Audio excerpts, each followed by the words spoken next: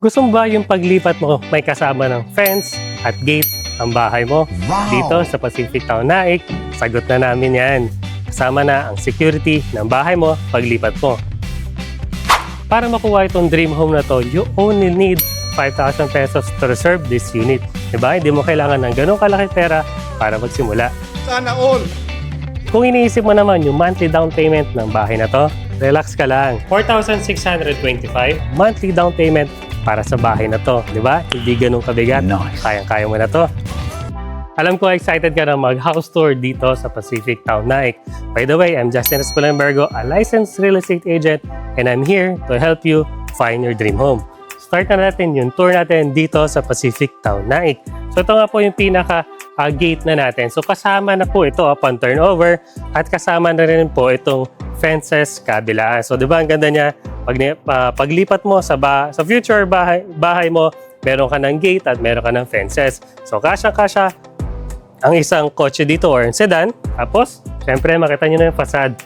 Ang ganda niya, di ba? Napaka-modern, contemporary ng ating design at lahat ng bintana natin naka-aluminum encased sliding window. Tuloy na tayo sa loob. So, upon turnover, ito na yung marireceive mo na pintuan.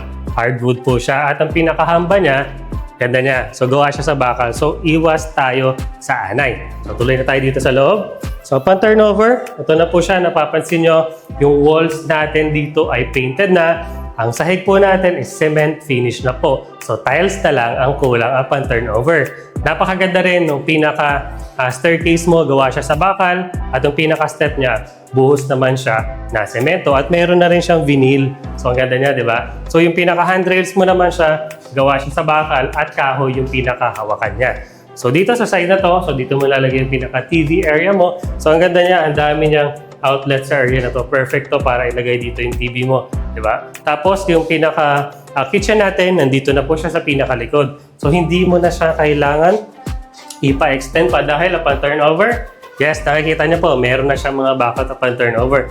Yung kitchen niya po, nandito na rin sa likod. So, tiles na tayo, porcelain tiles at meron na tayong base cabinet. So, papa-enclose mo na lang ito at papalagay syempre yung mga overhead cabinet mo sa area na ito. Diba? Ang ganda niya.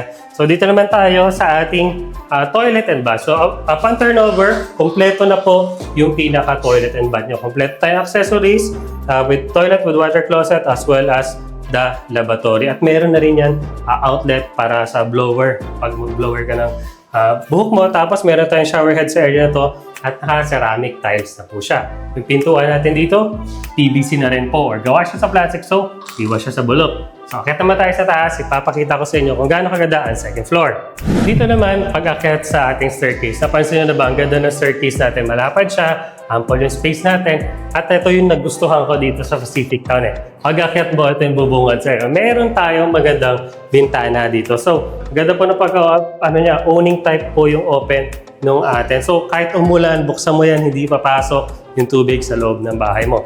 At dito, syempre, ito na yung pinakamagandang part dito sa bahay na to. Ang laki ng pinaka-second floor niya. So, itong second floor na to, upon turnover, ganito nyo na po siya marireceive. Lahat po ng walls natin ay painted na upon turnover. Nakasama na rin itong mga switches na to.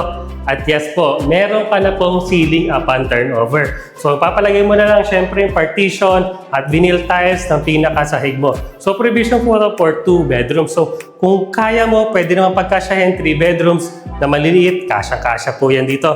So, lahat po na bintana natin sa unahan, naka-sliding windows na po siya na aluminum case at naka-ready na rin po yung mga saksakan para sa window type aircon mo. So, dito naman sa side na to, ito yung pinakalikod na bahagi. So, ang ganda niya, di ba? So, pwede isa pang room dito or another room dito. So, nasa sa'yo na yun, ay nakagandahan dito sa Pacific Town Naik. So, ay mamimili ng design mo dito sa second floor kung paano mo siya i-design, kung ilang bedrooms yung gusto mong gawin. Pwedeng isa lang. Kung gusto mo, perfect po itong bahay na to.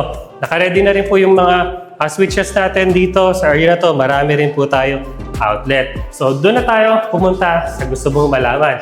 Sir Justin, how much po yung bahay na yan? Sobrang interested ako. So, punta tayo sa part na gusto mong malaman, yung presyo.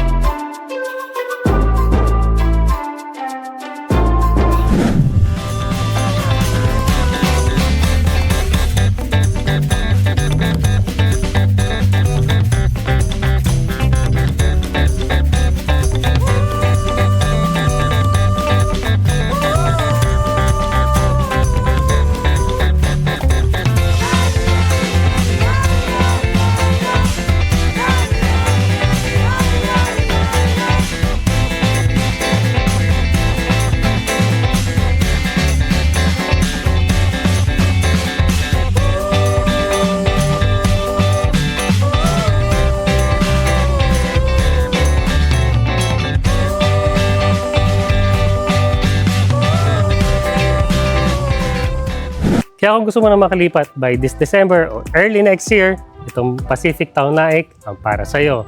Only 5,000 to reserve at 4,625 monthly down payment. Ano pa hinihintay mo? Click the link below para malaman pa ibang details ng bahay na to.